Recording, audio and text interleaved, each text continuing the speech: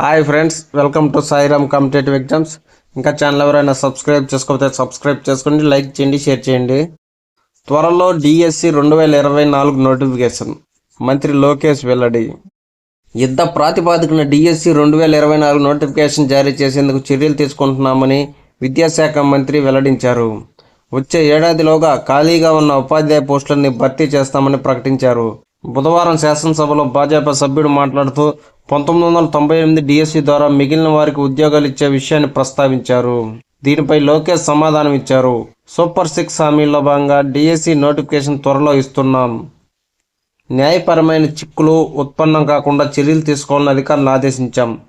1998 డిఎస్సికి సంబంధించి పెండింగ్లో ఉన్న 3939 పోస్టులు భర్తీ అయ్యాయి.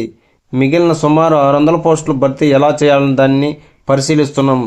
వీరికి రిటైర్మెంట్ వయసుపై సీఎంతో చర్చించి నిర్ణయం తీసుకుంటాం. 5 ఏళ్లలో 20 లక్షల మంది ఉద్యోగాలు ఇచ్చేందుకు ప్రణాళికాబద్ధంగా ముందుకు వెళ్తున్నామని లోకేష్ వివరించారు. నేటి నుంచి లాసెట్ 2వ విడత కౌన్సిలింగ్.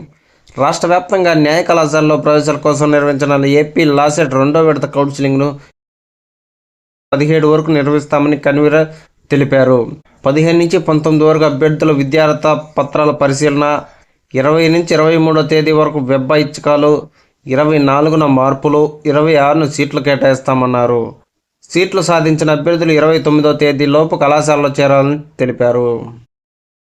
అటవీ శాఖలో ఉద్యోగాల భర్తీకి చర్యలు. డిఎఫ్ఓ.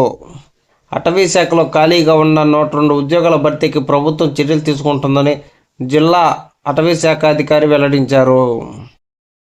15 లోపు డిఎస్సి ఉచిత శిక్షణకు దరఖాస్తులు. డిఎస్సి ఉచిత శిక్షణ నిమిత్తం అర్హులైన అభ్యర్థులు ఈ నెల 15వ తేదీలోపు దరఖాస్తు చేసుకోవాలని బీసీ స్టడీ సర్కిల్ సంచాలకులు తెలిపారు. ఎంపికైన అభ్యర్థులు ఈ నెల 16 నుంచి 60 రోజుల పాటు ఉచిత శిక్షణతో పాటు స్టేఫండ్ మెటీరియల్ ఇవ్వనున్నారు.